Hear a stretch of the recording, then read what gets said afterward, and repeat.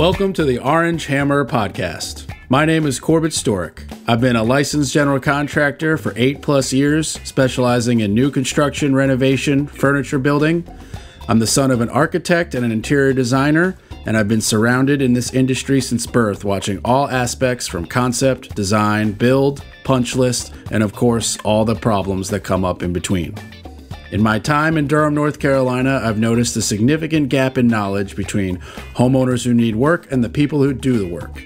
On this podcast, I hope to break down the process of homeownership from the perspective of both the homeowner and the contractor in an effort to help raise the knowledge of homeowners about their homes and the construction/renovation process.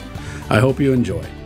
If you're enjoying the Orange Hammer Podcast, or if you have a topic that you want covered, or have recently done a project, please contact the Orange Hammer Podcast. The Orange Hammer Podcast is on Instagram and Facebook. Please like and subscribe, share on whatever platform you're enjoying your podcast on. Also, check out our YouTube channel, The Orange Hammer. The Orange Hammer Podcast is proud to be brought to you by CRS Contracting LLC for all your construction and handyman needs, new buildings to renovations, furniture building, EV charger install, or even a TV mounted. You can call me, Corbett Storick. It'd be my pleasure to help you. You can find me on Instagram at CRS Contracting. WSDG, the Walter Storick Design Group, specialists in architectural and acoustical consulting. Check out WSDG.com. And Taylor Bragg, for all your artistic needs in all mediums. You can find her on Instagram at brag_about_art. That's brag, BRGG, with 2 G's. She's the fantastic artist behind the Orange Hammer logo, and she did my fantastic table painting of my podcasting table.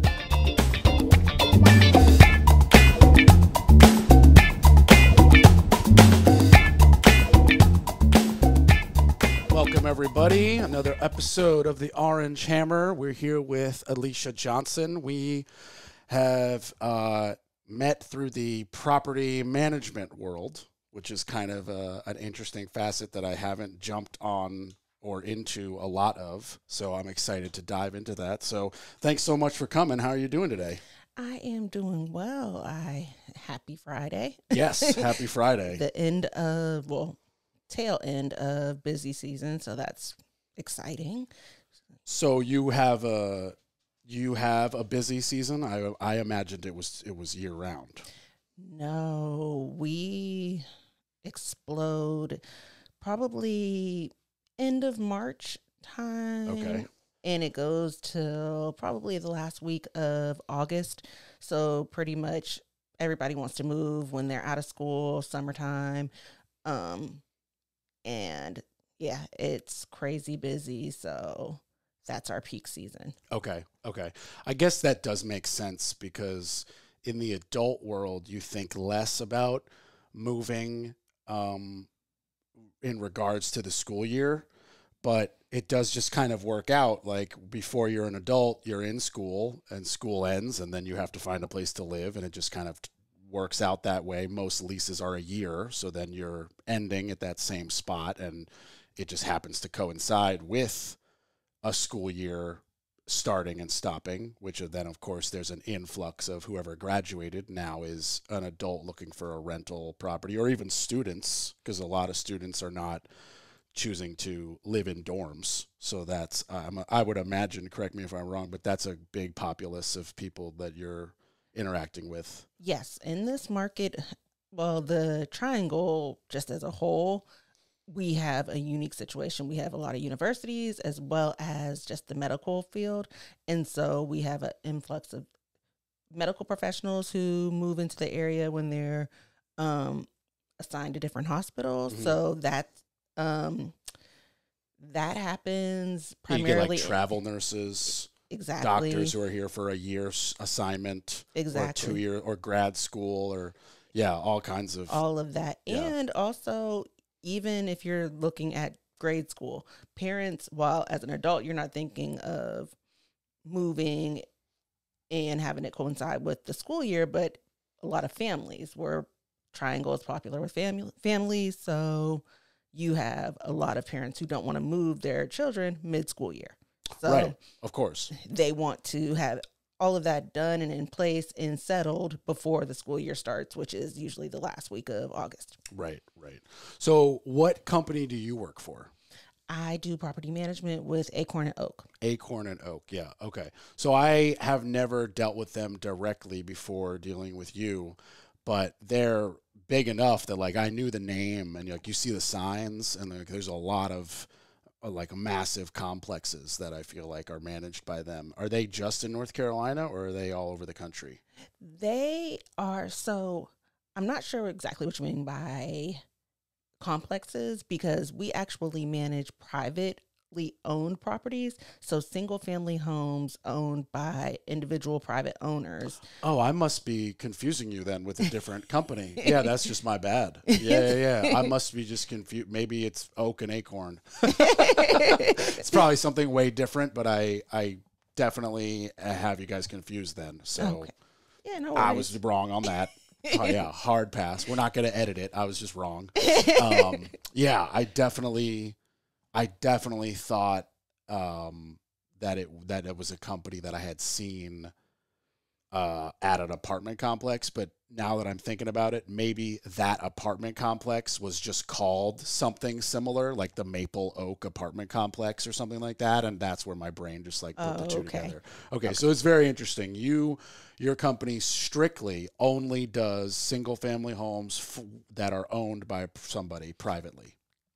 Single and multi units. I actually manage a property in Hillsborough, and it's 8 units. Okay, and but so it's privately owned. It's privately owned. That's the strict kicker. Exactly. Is it's privately owned. So just like somebody like me is like, oh, I own this house. I want to move and rent this out. You guys take care of it. Exactly. Okay. So how do you set up the structure on that? Because I know that everybody does it a little differently. We have for example, we have 10 rental homes. They're all privately owned by us or our LLC, whatever. Mm-hmm. And we're the manager. Like we do all of that except for the process of finding the tenant.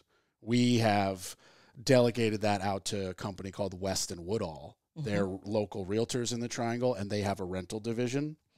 So we give it to them, and we're like, for a single fee, which happens to just be a month's rent, they will take the pictures, promote it, do all the applications, all of the credit checks, the background checks, the employment, all of that. And when they have a tenant that is appropriate, they will then be like, hey, here's the paperwork, double check, what do you think? And then I usually go, sounds good, I'd like to meet them, / I have to meet a pet if they're bringing a pet, because somehow I can meet a big vicious dog and be like, that's not gonna destroy my drywall. That's just that's a lover. That pit bull's not dangerous. And then other times I have the ability to meet like a tiny little Frenchie and be like, that dog is gonna chew the trim during a thunderstorm, and I could tell. And they're like, damn, he knew. I'm like, yeah, I knew. And you're not gonna pay me for the trim. We're gonna need a more security deposit. So I have that like knack ability somehow, which is cool. But once they find us a tenant, we we separate from them. We pay them a one-time fee for acquiring said tenant, and then tenants get my cell phone number if something happens. Their rent must be put on auto pay, so where there's no like worrying about collection. We give them our bank routing number, and then all the utilities are taken care of by the tenant. And then they just call if something breaks, and they have my cell phone. And I built all the homes as the GC, so I know the workings much better. And also not a lot of stuff breaks because they're all new homes. So that's how we've structured it. I've been told by everybody I tell people to that that's unique, but it seems to be working for us. So how does it work for y'all's company in terms of how you've arranged it with the homeowners?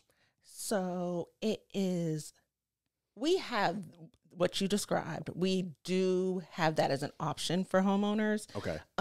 It's not as popular of an option because if you just do the math, and I don't do public math, so I'm not going to say any numbers. That's fine. But if you take into account the average rent, I mean, you know, the market recently here, there's no homes to buy, so people are forced to continue to rent. So in turn, rental rates increase. And so average rental rate in the Durham area is about $2,000. It's very hard to find anything $1,500 and below. So if, like you said, you pay $2,000 one-time fee for them to find you a tenant, for assuming it's a 1-year lease, on average, our tenants will renew at least one time. So even if you say 2 times, or a 2-year lease, your tenants are with you. You paid $2,000 for 2 years. We charge 10% of collected rent at Acorn and Oak. So that's our incentive to make sure your tenants pay their rent, because we get paid when you get paid. So we have an initial setup fee just to get your account set up. Your setup fee includes the professional photos, as well as a professional home inspection. And just to make sure that, and it's not as detailed as if you're purchasing a home, the home inspection we do, but it is by a licensed home inspector. Oh, okay. So your home inspectors have like a half as thorough option for layman terms. Exactly. Okay. It's more rental focused to make sure that everything in the house will be good for a renter. Right. Which is good. Yeah. That's a great thing to do. That just saves a lot of headaches down the road when it's something silly like this hose to the dryer has a hole in it. Just go buy a new $6 hose and screw it on. Like if you just catch that before they run the washer, when there's now, like that happened to me, literally that happened to me. Luckily though, like I sent a plumber and the tile guy because I thought it was the shower leaking, and they found it with no damage done. And I was like, cool, tell them to not use the washer. I just ordered better hoses on Amazon. They'll be here in 2 days. Nice. So it was like not that big a deal, but it could have been. It really could have. Yeah. And so we do the initial setup fee and then 10% of collected rent. So after the initial setup fee, the owner doesn't pay us directly for anything. We have third-party contractors that we will manage getting, if anything goes wrong with the property, work orders, we'll send out a third-party vendor. So someone such as yourself, I know you do handyman and just general contracting. So we would partner with a local vendor, and the owner would be responsible for paying that. They can either pay the vendor directly, or they can just pay them through our portal. And so we can manage accounting and all of that as well. But it's 10% per month of collected rent. So if you think about that, a $2,000 rental, that's $200 a month. And you're getting full 100% management versus, and we don't charge to find a new tenant. When we turn the unit, we find a new tenant and put them in place. There's no additional fee in between leases, and you're getting full management. So it's a by my math, $200 a month is $2,400 versus the $2,000 one-time fee. So it is a little bit more, but it's not apples to apples because you guys are really doing more work. Correct. And being more hands-on. Exactly. Yeah. Okay. So yeah, I mean, it definitely doesn't seem like it's an overcharge for the service or anything like that. It just it's also, for the average homeowner, they don't have the knowledge and skills / abilities to be the maintenance man themselves. Also, with the example where we met, he moved to Boston. Mm-hmm. He's not even here. So he definitely couldn't. So for somebody like him who doesn't know how to do, well, actually, I don't know him well enough to know if he knows how to do it, but let's just hypothetically say he doesn't know how to do it. And he lives 8 states away. It's not an option to come over and fix the shelf. He needs you guys. Exactly. So for that situation, it's a no-brainer. Mm-hmm. Obviously, for me, I am not the norm of the guy who built them, who has a license, who has a Rolodex of subcontractors, can do most of it himself when it comes to maintaining a correctly built property, and lives 10 minutes or less from all of his properties. Like, I have set that up in a way that is unique to me, and like, I acknowledge that. So I definitely don't think that extra $400 that you guys would be charging in that hypothetical $2,000 a month rent is inappropriate. I think it's definitely the way to go. And that actually leads me to another question. Do you have mostly out-of-state clients? So it depends. Okay. My personal portfolio, I have a lot of out-of-state, and I actually have some out of the country. Okay. All the more reason why they are not able to just deal with a broken dishwasher. They need you guys to just deal with that. Exactly. Yeah. And so each agent, so we are licensed real estate agents. Oh, okay. Didn't know that. Yes, we are required to have our license. So the same requirements for a broker who is on the buy-sell side, we have. Okay. We have to do our continuing ed. We have to keep our license active. So same standard. We have to follow the North Carolina Real Estate Commission laws and rules. Everything's the same. Well, that's good, because that's just like added layers of protection for potential clients. Like, you're not just like, hey, I'll manage your property for a couple bucks. Like, you have a nice, strict rules of regs, and there's not necessarily like a governing body of realtors, but at least there's some ethics that has to be learned and taught, and the continuing ed. And is that you have to have the license, or Acorn and Oak has the license? We have to have the license, each individual. So we're 1099 contractors with the company. Okay. And each property manager has their own portfolio. So we are kind of like a franchise. Ish. Yeah. We run our businesses personalized to our style of just managing, but we have the umbrella of the Acorn and Oak way. Gotcha. And so So you have systems, but somebody can choose, kind of like I sell myself versus another contractor. You sell yourself, your personality, your way of managing.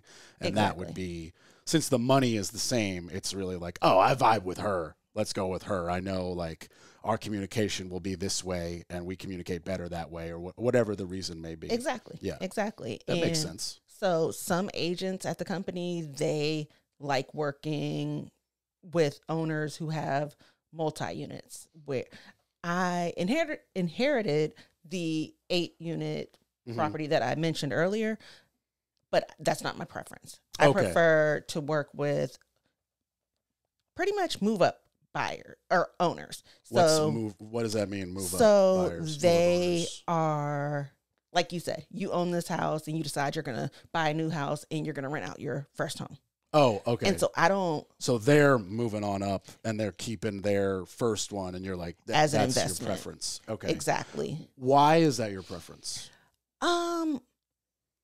Because it's a little more hands-on. I like my personality, even when I was on the sales side. I haven't always been on the property management side. When I was on the sales side, I like to work with first-time home buyers. I like educating just the general public about homeownership and everything surrounding real estate. Hence the podcast you're on about homeownership and construction. Here we go. Let's educate. And so I like the small time, so to speak, investors versus the big corporate investors, because they are one of Acorn and Oak's philosophies is we serve our owners through serving our tenants. And property management has a very bad reputation, and we are trying to change that. Yeah, the like, what's the term? Slum lord. Yeah, like that is a very overwhelming rep that is not really accurate, but the rep is taking longer to fade away than the reality. Exactly. It's just like the reputation of Durham. Yes. Durham had this crazy awful time where it earned the correct reputation, but it has changed, but the rep is still floating over. And it's like, guys, you really need to take a drive through the part you don't think is okay and see that there's 8 new bars and restaurants and, you know, it has changed and whatever, you know. Exactly. But the rep in the slumlord situation definitely takes time. It's taking longer, unfortunately. Yes. And I mean, they are still out there. So 100%. Just like there's streets in Durham you don't drive down alone at night. Exactly. Yeah. Oh, for sure. And so when we first speak with the owner, before taking them on, we're feeling them out to make sure that they are a good fit for Acorn and Oak as much as they are trying to see if we're a good fit for them. And so we let them know we don't allow our tenants to live in homes that are broken.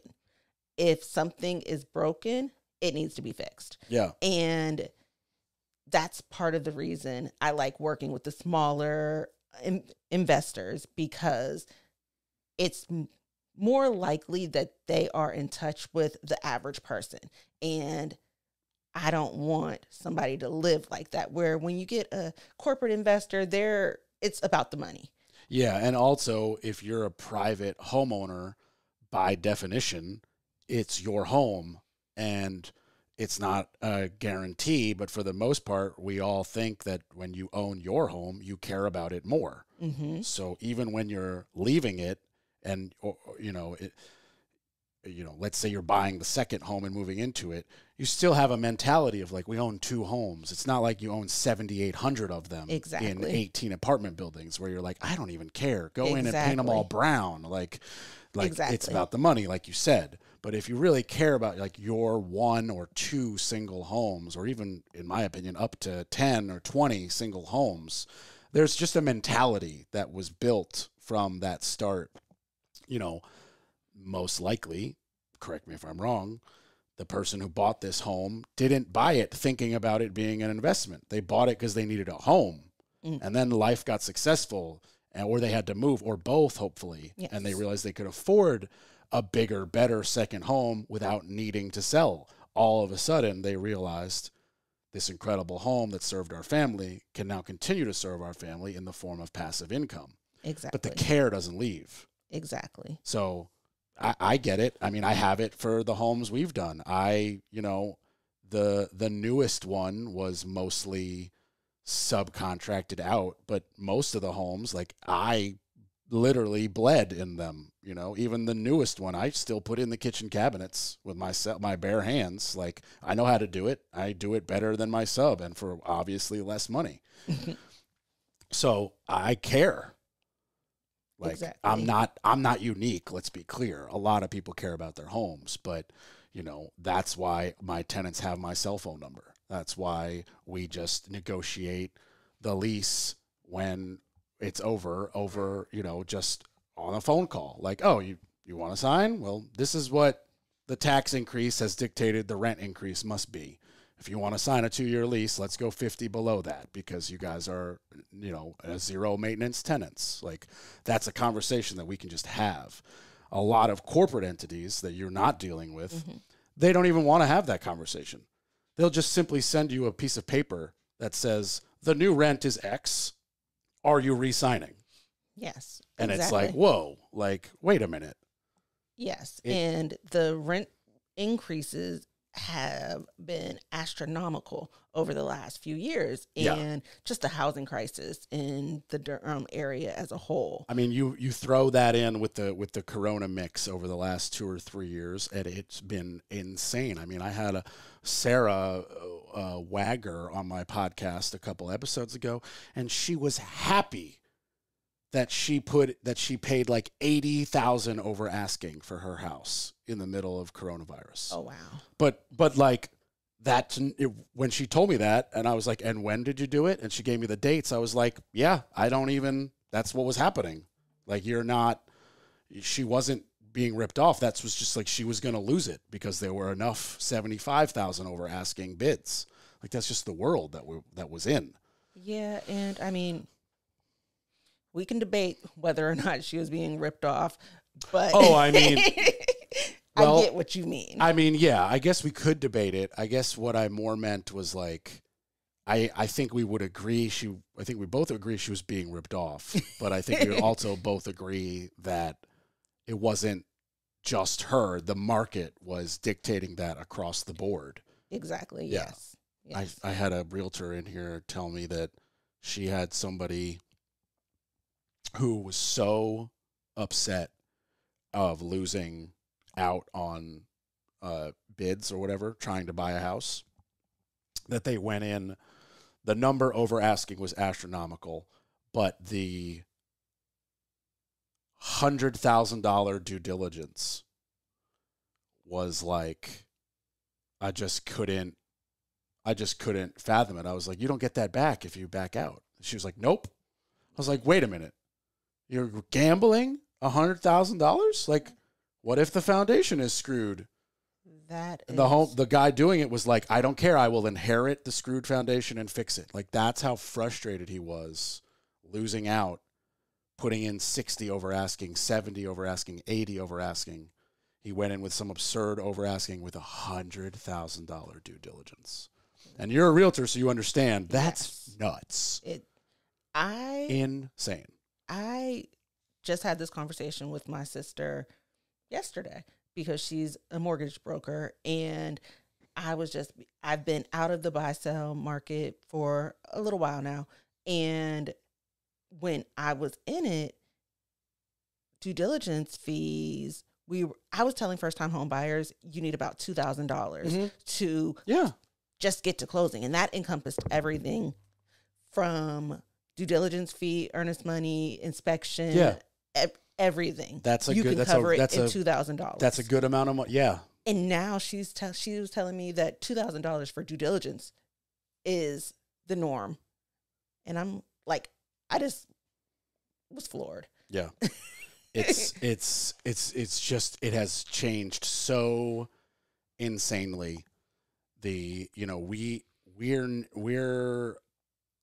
for us, like when we buy a home, we don't even get inspections because like we're gutting it. Mm-hmm. So like, okay, inspection says the foundation's screwed. We're going to see the foundation screwed when we rip out the entire floor and we'll just fix it. Like we're ready to do that. Mm-hmm. But so that makes it drastically different. Like we're going and looking at dilapidated homes on purpose. They don't even really exist anymore in Durham. We've stopped doing that, honestly.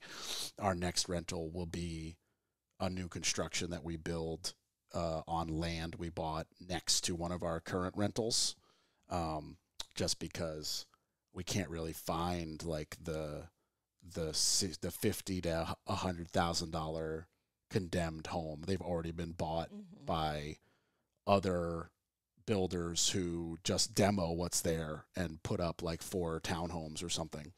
And we're just not interested in doing that. We find that there's already enough people doing that, and it's not a unique thing. Like all of our rentals are unique. They're one of a kind.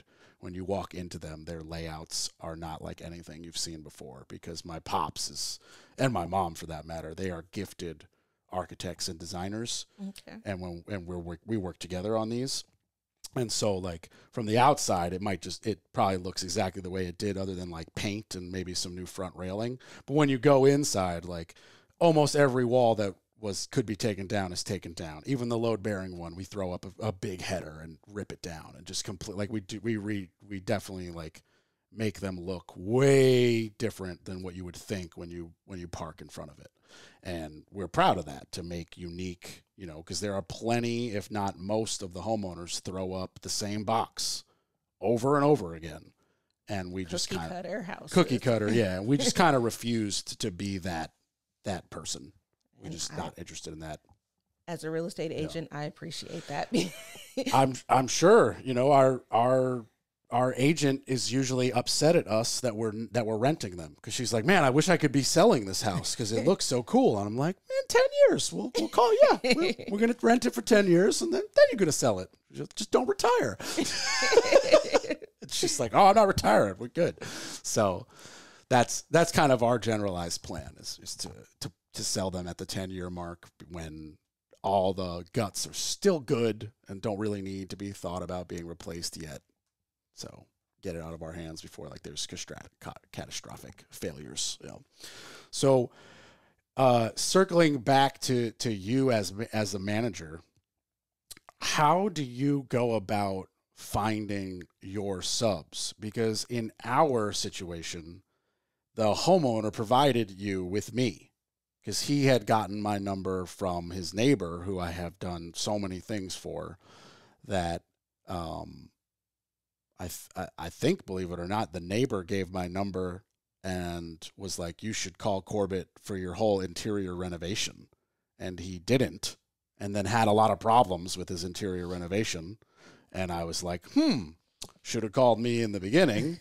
And he had me like look at stuff inside. And I was like, honestly, the real answer is we're ripping this out, but we're not, I don't want to tell you that. So here's the Band-Aid solution. And then the details of that job were like, he wanted me to basically just like replace some of the siding on that like left side of that that home with the cedar siding. And I think you guys had told him like this needs to be pressure washed or something like that. Yeah. So the sub was already provided to you in that case. Correct. But if you're, managing a home, for example, one of your clients you mentioned lives out of the country, he assuming he has no idea who to hire, how'd you get your Rolodex of like people? So that is something that Acorn and Oak they've been acquiring new contractors ongoing. And we have an online database full of them. And we have in the Triangle area, about 30 to 40 agents who are managing portfolios. And we have open dialogue with each other regarding, this is the vendor I used, they did an excellent job, or I used this vendor recently for a project and I feel like their rate was astronomical. Has anybody else ran into the same situation or think anything? We just send it out to the group and we have feedback and update our personal go-to contractors accordingly.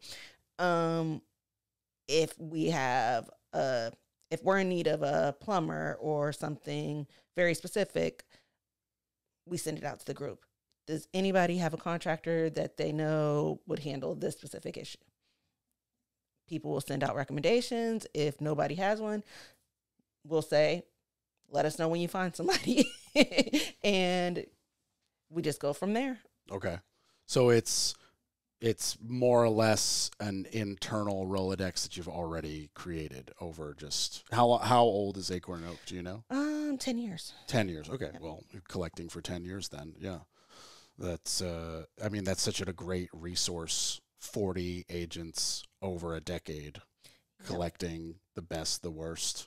The worst is almost more important to know who not to use. Exactly. Yeah. That can be almost as valuable as, because there are, for the most part, especially in property management, you're not dealing with massive catastrophic things like, oh, this window is not working, or this door isn't lining up, or this appliance broke, or a pipe burst. Like, you're not dealing with like, oh, the roof ripped off, or no, like, we do get our fair share of that, where a tree will fall down on a roof, and we have people that we coordinate restoration if there was a pipe burst or just water damage. I mean, wow. This area, we have hurricanes and a lot of wind and a lot of water, and so the trees are literally falling all the time. This past Christmas Eve, freezing temperatures, pipe burst. It was out of control. So when you have a tree come down through the roof, do you have to like move them to a hotel or something? It depends. If the tree that fell down fell in an area that the entire house is like, they can't stay there. Yeah. we can do a number of things, and it's always a conversation. There's not a cookie cutter answer. This is what the next step is. We do require every tenant to have $300,000 in renter's insurance. Okay. And so sometimes their renter's insurance will pay for a hotel stay. Sometimes the owner will offer to pay for a hotel stay. It's not mandatory for them to offer a hotel stay, but it's good business. Yeah. I mean, we require renter's insurance as well. I don't know the specifics of all of my tenants' policies on like whether they have a hotel stay covered. But I mean, I could tell you right now, if a tree came down through one of our properties and they couldn't stay there, we would not make them move to a tent. Like we'd figure it out.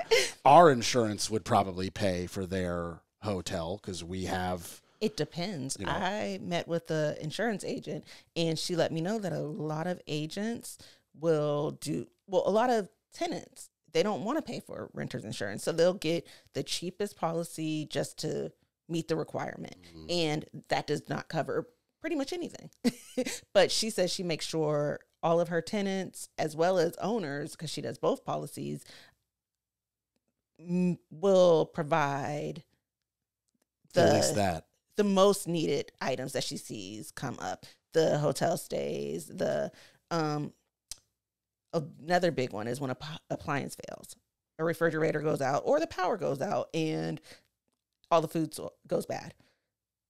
To make sure that they have a stipend or some type of budget in their policy that will provide a monetary budget for them to be able to get food, whether it's takeout or to replace the food. I didn't know that was even a thing. That's pretty cool. Yeah. So you can work into, if I understood what you just said correctly, you can work into your homeowner's policy that even if there's a power outage that has nothing to do with you, like 65,000 homes a couple weeks ago with that huge hurricane lost power, you could get a check from your insurance company to replace the food you lost in the fridge, or a check to get on the delivery. Renter side. Yeah, on the renter side. Yes. Okay. Because you said homeowner policy, which are two different things. I misspoke. Yeah. The renter who has renter's insurance could get a check to either eat or replace the food or both. Yeah. You just have to make sure you have an actual conversation with your insurance agent and get everything covered. Because get the right policy. Yeah, because a lot of policies do not. Interesting.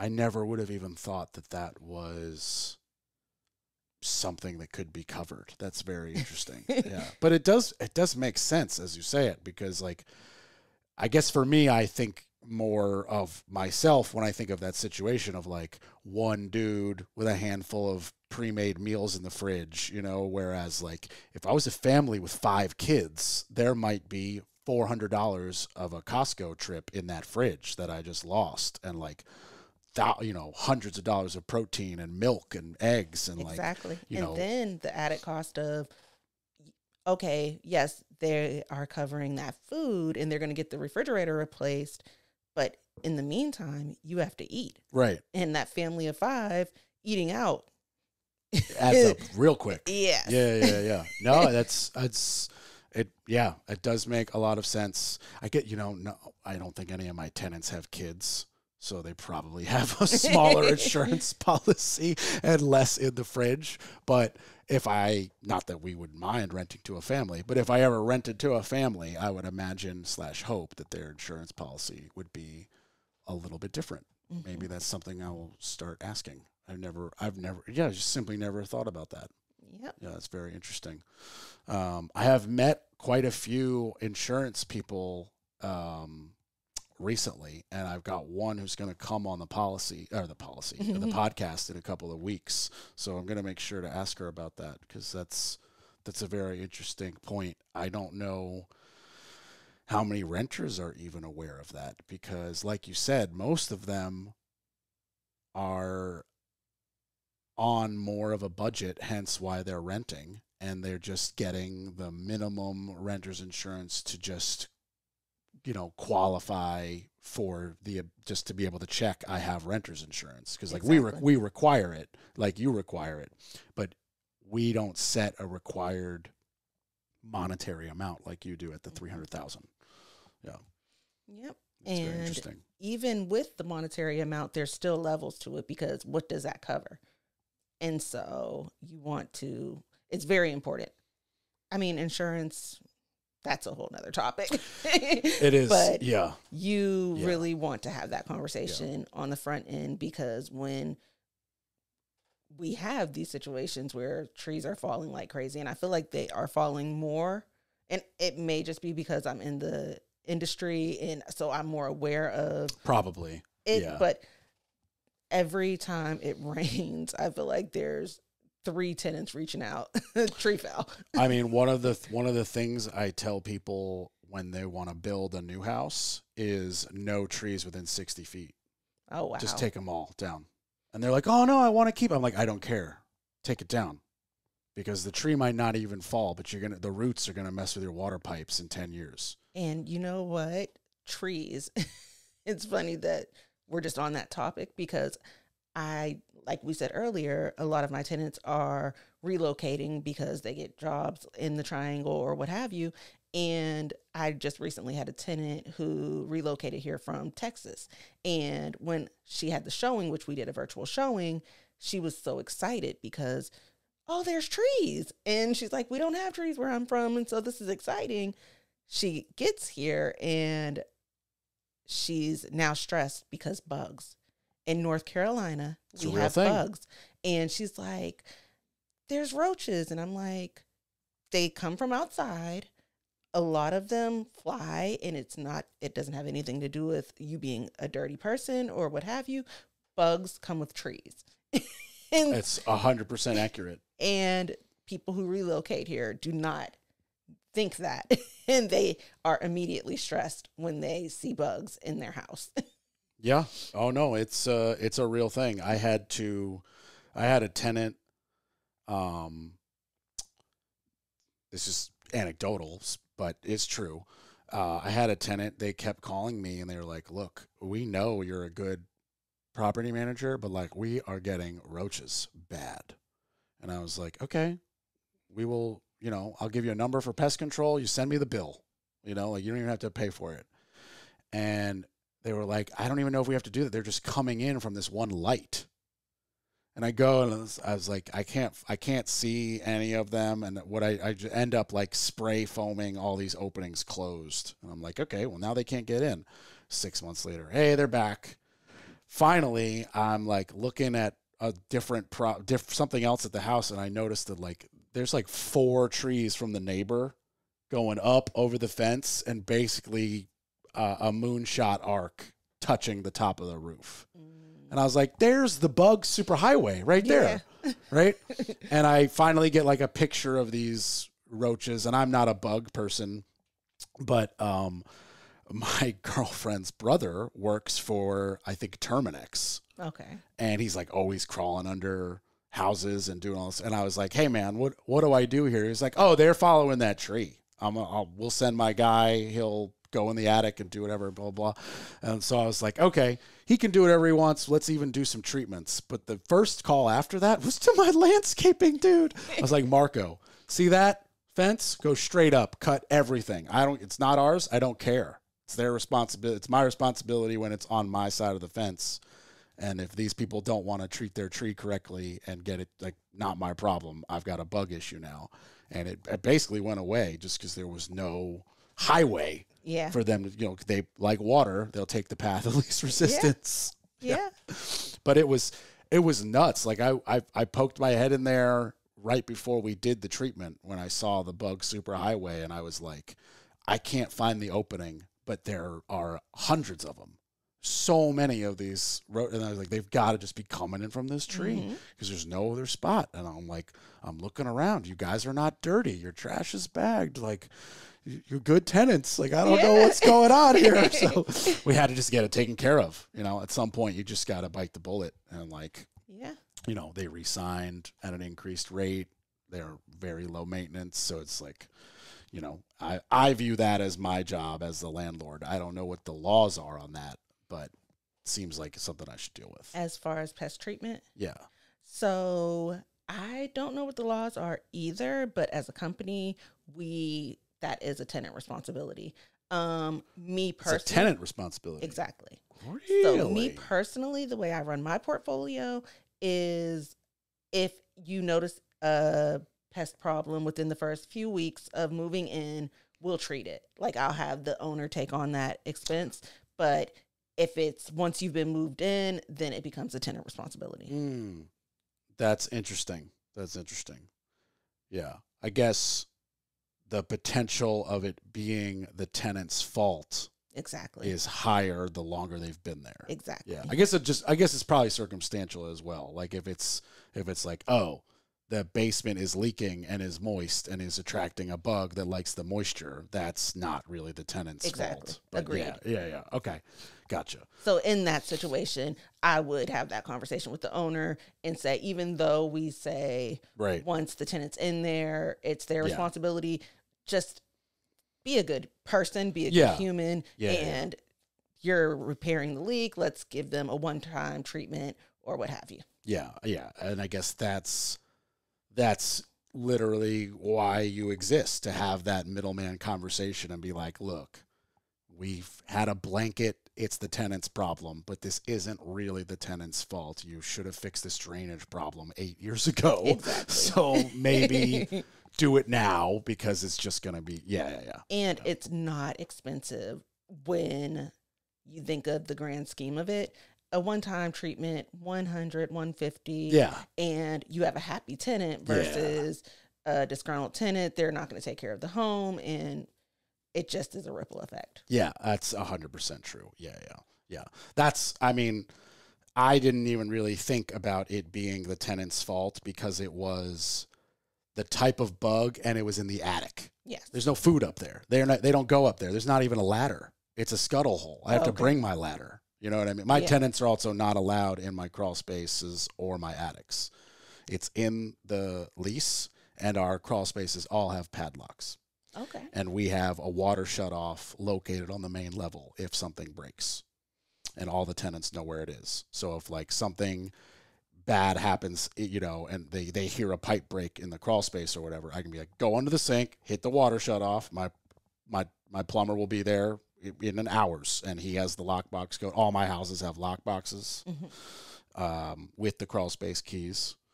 And it just makes my life easier instead of being like that hysterical dude with like the huge ring of key, like that stereotypical thing. That's so smart. Yeah, I don't have one key. I don't own any key. And when we even when it's as simple, a tenant we try to keep as many tenants as possible. Most of our tenants leave because they buy a home. And at that point, it's congratulations. Yeah. But for the most part, we try to re-sign people. It saves us painting. It saves us that relisting cost. It saves us having to revert the power bill because we can't let the power go off because then the AC goes off. So we have to keep it on. That's for those listening. You don't ever take a house that's been off for 3 weeks at face value. Get that thing turned on and check for mold and get that HVAC system checked. Like, that's where you have real problems. Got to keep it on. Got to keep it conditioned. Doubly so through summer months in North Carolina. Winter, almost less, because like if you keep it above 45, you won't really have a pipe burst. Yeah. That's really the only issue in the winter, but still good to keep systems on. You have other issues with just keeping the utilities on, because the refrigerator. Yeah. Unless you're going to like empty it, defrost it, and leave it propped open. Yeah. Which is a whole thing. Yeah. Yeah. And letting like the freezer part melt, and you'll have a pool of water if you're not like there with rags. Like it's way more cost effective in the long run to just bite what we've set up is we have signed a piece of paper over and over again with Duke Energy for each property that when a tenant moves out, it automatically reverts the power bill back to us. So it never actually shuts off. They just change the billing.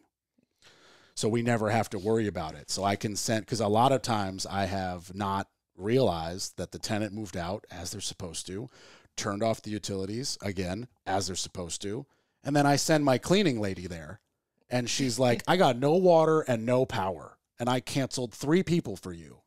And I'm like, you're going to have to just charge me and leave because it's not fair. And that's just my fault. But now we don't ever have to worry about that because we just have the bills revert to us.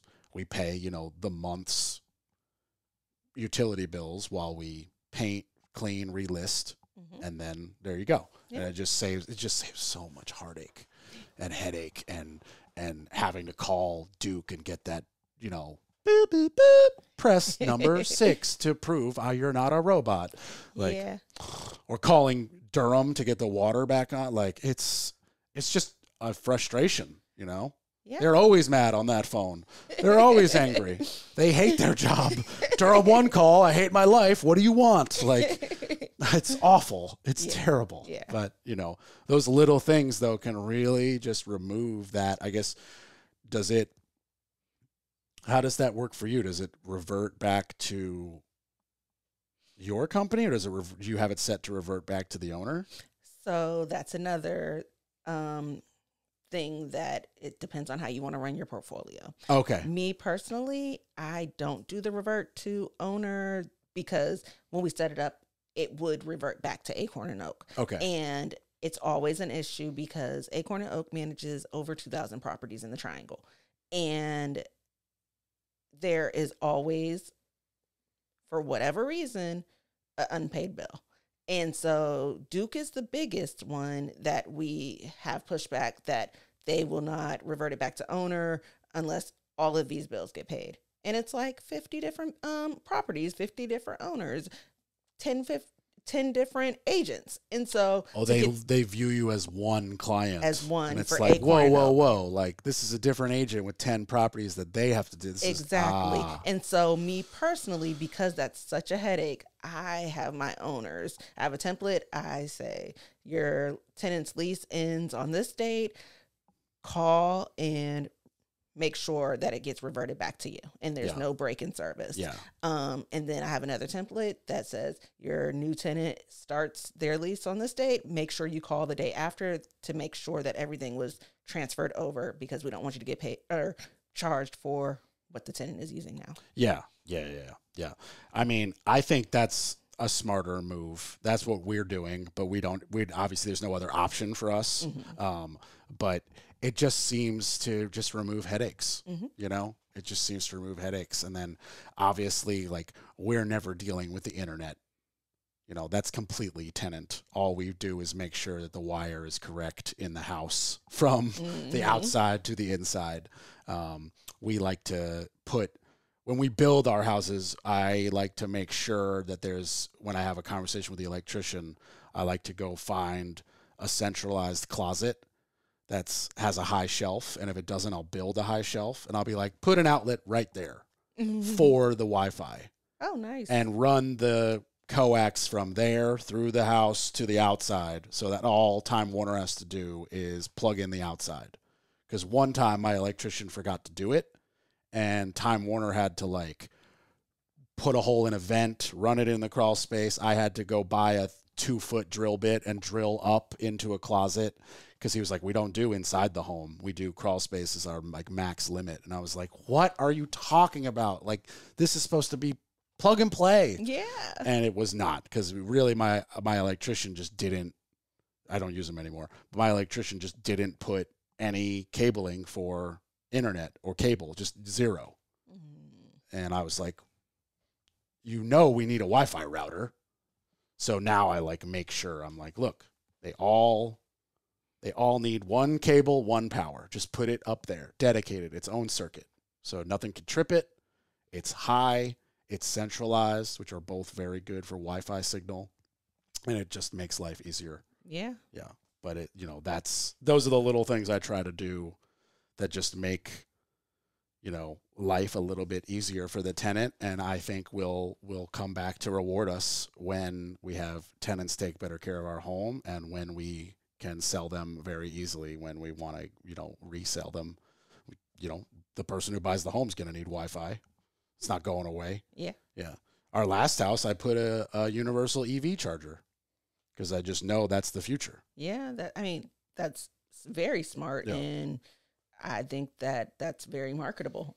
Yeah. And I mean, it cost me nothing. Like in the scheme of the electrician, it was like, because the house was gutted and he was doing a new panel, new everything, for him to add, 3 feet of super thick wire and this one metal box that just looks like a dryer 4-prong. That's all it is. It's just a thicker wire to a bigger breaker and dedicated. So anybody can plug in any brand car charger, from my Tesla to the new Kia one, whatever, and be charging. And so like the tenants were like, doesn't affect us. We're gas. But I guarantee you 10 years from now, when Apple's done building and Google's done building and Amazon or whatever, there's going to be some rich dudes who want to buy a house in Durham who have an EV. And it's already wired. You don't have to do anything. So, out of curiosity, I know you're interviewing me, or this is a conversation. No, this is a conversation. Okay. Yeah. What price point are your homes that you build in? In terms of what we rent them for? Yes. We are renting, I think our lowest is 1,500. They just re-signed for 1,650 for 2 years. And our highest is 1,750. Okay. With the exception of one home that rents for like 2,500 a month, but that's a big home with a big back guest house, and it's actually rented to a business, and they use it all as offices. They did it during COVID, and they love it. Okay. And we even, at our cost, put in an extra parking space of gravel so that they could park more, because it's an office. More people show up every day. And we were like, if that's the deal breaker, we're happy to throw down some gravel. So I don't really count that one, because that tenant fell out of the sky. And I am under the personal belief that if and when they choose to move on in terms of location, we will have to sell that home, because I don't think we'll be able to get that rent again. Okay. Yeah. But that's just my thoughts. The bedrooms are all very small. We didn't gut it. We just like did 20 grand, 40 grand worth of work and resold it or relisted it. Okay. Yeah. And what are 3 2s like? So excluding that one I just mentioned, which is a weird house with a guest house, they are almost all 3 1s that we gutted, and they're now all 2 2s, and some of them have an office. Okay. Yeah. So we have, I know one is just a straight 2-2, but it has a back garage detached. Then there's another one that is technically is a 3-2, but we call the third one an office, but it does have a closet. So like by law, it's big enough to be a bedroom and has the closet, so it can, and a door, but it's an office. It's like it's right off the living room. It has barn doors. Like, it's an office. And the people who rented it used it as an art studio. And then we have another, the one we just listed and just rented rather, that's a 2-2, and the third room is an actual office. There is no closet. We designed it that way.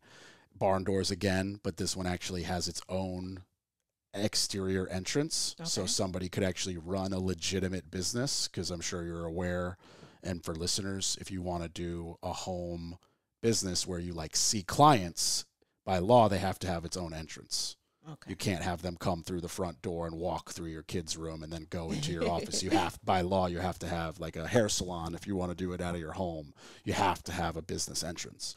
So we kind of thought, like, with coronavirus and everybody more working from home as much as possible, why not try to jump on that? So we put in a glass sliding door and made that an office with its own entrance. Then there's another, we just sold a 3-2, but again, the third bedroom, very small, but had a closet. We called it an office. No barn doors, but we put in a French door, and it just like opens to the living room and kitchen. So they used it as like a couch with a TV, like a second living room. So, and then we have 2 on Ruth Street. The smaller ones at hard 2-2, and then the one next to it, again, almost like we doing it on purpose, technically a 3-2, but again, the 3 is barn door and the closet's really small. So if you had a 10 or below year old kid with a twin bed, it'd be a perfect bedroom. But once you had a teenager, it becomes too small, in my opinion. Funny fact, a closet is not really a requirement to be considered a bedroom. It's the intent when the builder built it. Was that room intended to be a bedroom? Because if you think about older homes, closets weren't common. And so my properties I manage in Hillsborough, we call it a 3-1, but one of the bedrooms do not have a closet, but it was intended as a bedroom. And where does that person put their clothes? A dresser. Where do they hang their clothes? They don't have to. Oh. Funny. I thought it was a law. I thought, like, if you had a room with no like, this is a bedroom, there's the closet right there. But I thought if that just didn't exist, you got to call this the den.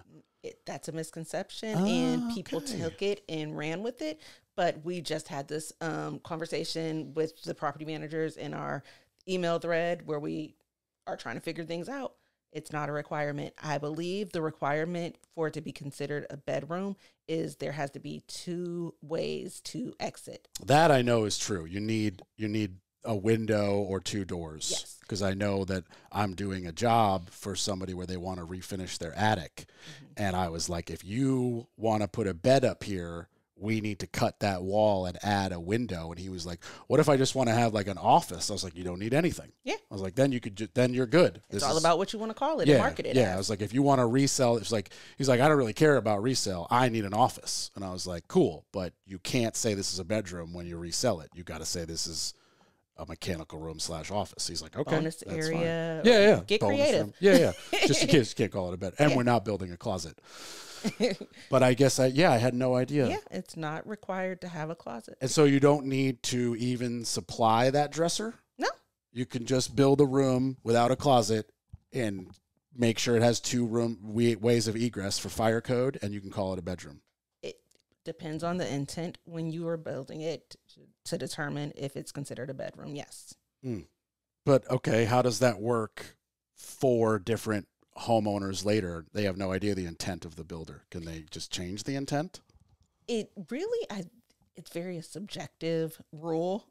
And okay, so this is a big gray area we're talking about. Yes, okay. But there is no, to my understanding, any law or rule, and please research this after the fact and we can come back and discuss it or what have you, but there is no written rule that requires a closet to be considered a bedroom. You know, it's funny. I feel like I kind of already sort of knew this because we built a house, our very first one, and the upstairs master bedroom had no closet. But we went and bought 2 Home Depot, like dresser, armoire things. At our cost, assembled them, located them, and even attached them to the wall. And we were like, there's your closet. Yep, not required. Yeah, not required. I'm originally from Pennsylvania, and I never hung anything until I moved here. I had a dresser. I would probably put comforters or pillows, that type of thing, in the closets.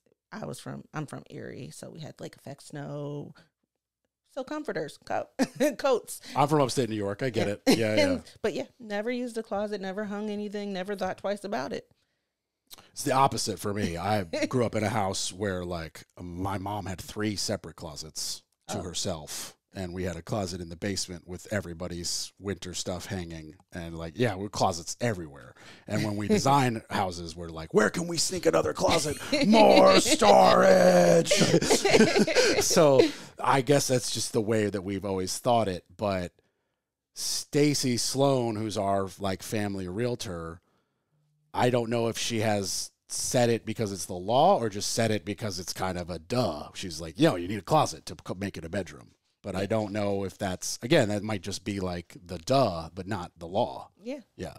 And so that's very interesting. In newer homes, since it's common and expected when you're building a new home, yes, put a closet. Yeah. But when you think about older homes, like a lot of the homes that are being remodeled, reconstructed, just all throughout downtown Durham, Yeah. they don't all have closets. Well, they didn't, but you would hope that they're putting them in. Exactly. Yeah. But if you weren't doing a full rehab and you just wanted to do a little minor facelift, Yeah. Yeah. it's not required. You can market it as the number of bedrooms, the 3 bedrooms. Interesting. Interesting. That is very interesting. Yeah. I had no idea. I really just thought that was, I just simply thought the 3 requirements were, I believe it's 110 square feet minimum, 2 points of egress, and a closet. Like, I just thought those were the 3 rules. Yeah, that's crazy. Yeah. Wow. Well, the more you know. Man. Well, okay, so before we wrap up, if homeowners are listening and they want to relocate to Prague and have you manage their home, what's the easiest way for them to reach out and contact you? Our website, acorn-oak.com, and it's the dash, the line. Okay. That's important to mention. Yeah. You can find us on our website. There's bios, and you can look at each property manager. You can request a specific one, or you could just send an email to our info at acorn-oak and say, hey, I'm looking to rent. I want to talk to somebody about, what the next step will be, and they can connect you with a property manager. Will that just be, if they do the info way in, will it just be like randomly assigned, not necessarily to you? They will initially, so if they wanted to specifically speak with me or work with me, it would be, they can tell what I guess is our front office that monitors the info email address, that they would be interested in working specifically with me, or they can email me, Ellyssia at acorn-oak.com. But if they don't mention a specific agent, they will email it. There's information fax on our website that they can get more information and schedule a consultation with one of our new owner managers. They do a very broad overview, and then if you decide this sounds good, I want to move forward, they can connect you with the agent. Awesome. Yeah. So you guys have an entire front office that is assisting you guys. So you guys obviously have some good systems in place and have been doing it, like you said, over 10 years. Exactly. With great success. 40 agents you mentioned? Yes. Yeah, so definitely. And we have expanded. They do have a small satellite location in the Triad area, and they also have one in Mile High, Denver. Really? Yeah. Okay, very random spots, but agent relocated there from the Triangle. Well, there you go. Yep. But it's funny. That's how it works, though. Like, an agent relocated, they were doing great, obviously, and there's. Denver has 3 huge schools. So there's plenty of people, and people love it there. I dropped off my nephew for his freshman year of college. Oh, nice. And it was a lot of fun. We went to a Rockies game, and restaurants are great. It's very sunny and hot, and you're missing some air for sure. It's higher up, and you feel it. Yeah. I don't know about you, but like after a day, I just was like, it's just, you really feel like there's just less air here. Like it's not a joke. Yeah. You it's real. Yeah. Well, thank you so much for coming. This was great. Thank you for having me. This was nice. I'm so glad you came. I was hesitant at first because I don't like, being on the spot and center of attention, but this was nice. It was a conversation. It was it's really these kind of conversations that can really help inform and educate people that there are just many options, and all of them are good, and the right one for you needs to just be determined. You can manage it yourself. You can get Acorn and Oak. There's even other options. Like there's so many ways to go about it. And I think we can both agree, if you have the ability to buy your second home and keep your first, you should do it and get that passive income. Yeah. And as always, the Orange Hammer podcast is on Facebook, Instagram, YouTube. If you need CRS contracting in the Triangle, you can email me, corb@wsdg.com, or call my cell 845-489-6057. Thanks for listening, and thanks again for coming. I really appreciate it. Thank you. Have a good one, everybody. Bye.